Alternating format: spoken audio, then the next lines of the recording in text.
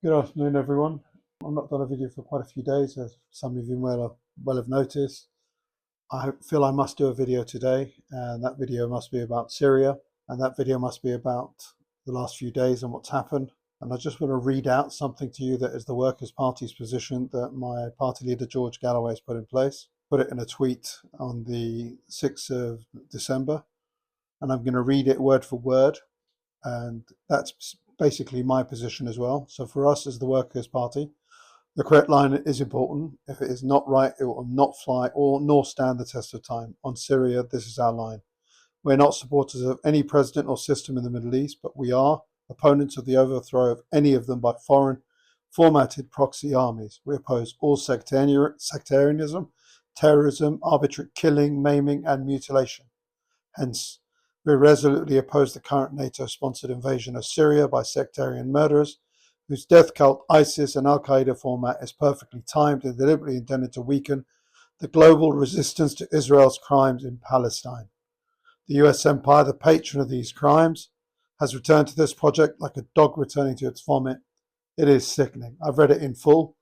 That's pretty much how I feel. They didn't get to do what they wanted to do in 2012, 13, 14, and 15. They've come back to it with the help of Turkey to achieve their goals. I've been wondering why a country like Turkey, who had a leader that is so staunch in its support of Gaza and everything that's going on in Gaza in rhetoric only, not in actions, but in rhetoric, was not actually doing anything on the ground. Why was he not actually trying to stop sending oil, cheap oil from Baku, to Israel? Why did he not stop the food going through? Because in the end, he had a master plan. And the Turkish master plan was to invade Syria with these forces.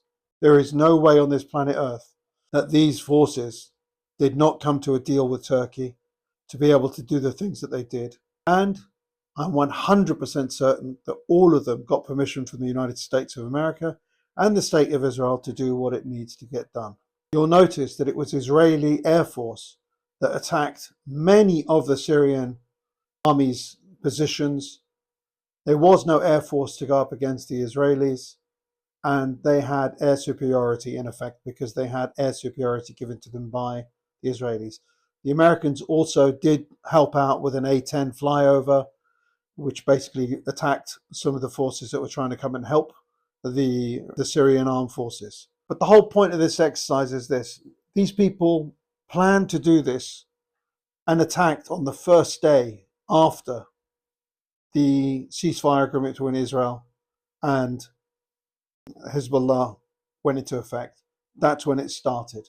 So there's no way that anyone can say the two things were not attached. All I can say is whoever has supported Israel and supported what's going on right now with this attack on Syria, you were doing it as Arab Zionists. You weren't doing it for anything else. You were helping out Israel by doing what you've done.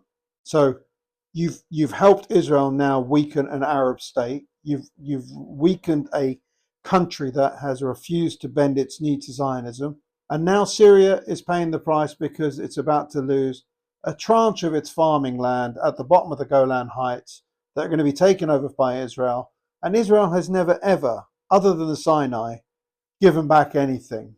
It just takes and takes and takes. And whenever it does take, like Gaza, and does give it back, it besieges it and creates a concentration camp around it. So for those of you who have been happy to see what has happened, good for you, it's happened and what's happened. I'm happy for the Syrian people for one reason and one reason only. There's not been a bloodbath. There hasn't been an absolute bloodbath, and this war has not gone on for 3 years or 2 years or any longer. Now, the Iranian government and the Russian government both offered aid to Bashar al-Assad. He chose not to do that. That's his wisdom for his nation to do what he thinks is right for his country. Why? He's a Syrian. He doesn't want to see his country get destroyed any more than it already has been. He's recognized the fact that he is no longer going to be able to stay in power without turning his country into the bloodbath that it was all of that time ago. It's not for us as British people to tell people to fight or not fight. It's up to the Syrian army. The Syrian army chose not to fight. Who are we as foreigners to tell them what to do?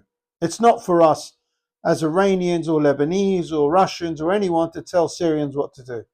He's recognized it's this time to come to an end, and he's done it. He's brought it to an end, and he's left. His family and everyone else have gone. Let's see what Syria brings about now. Let us see what Syria becomes. If Syria becomes an agent of Israel, then congratulations to the Israelis. Your project of Acham Israel, whatever the hell you call it, is one step closer. You've taken over most of Syria.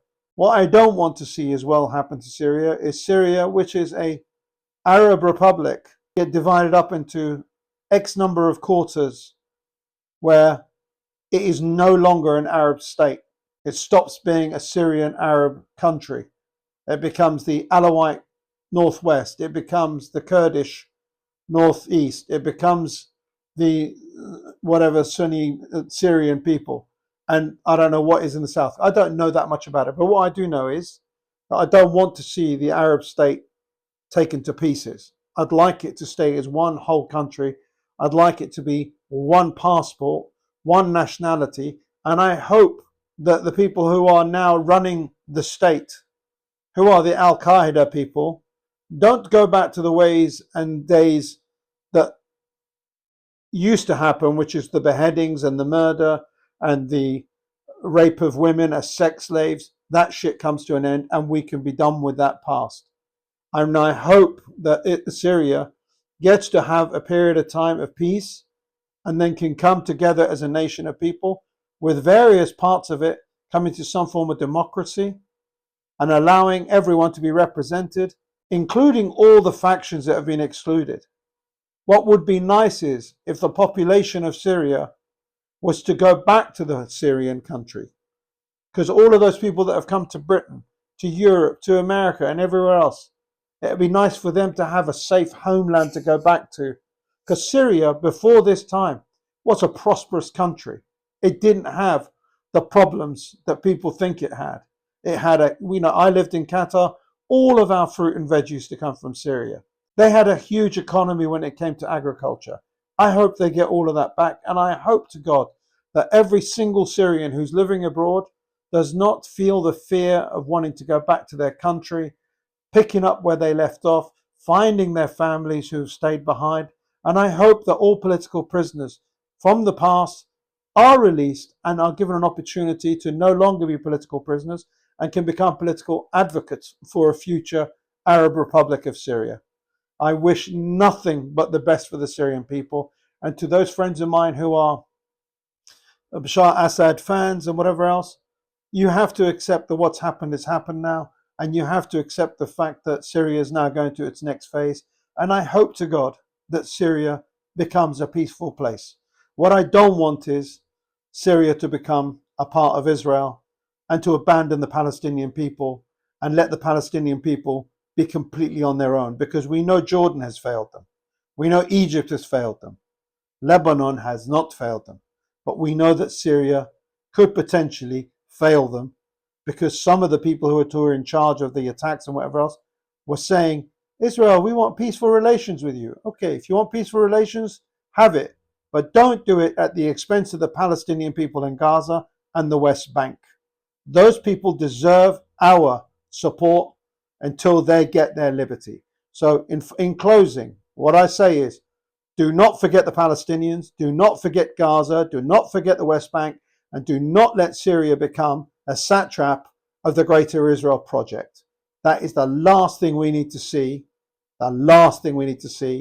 happening in the Middle East, because Israel will not stop growing.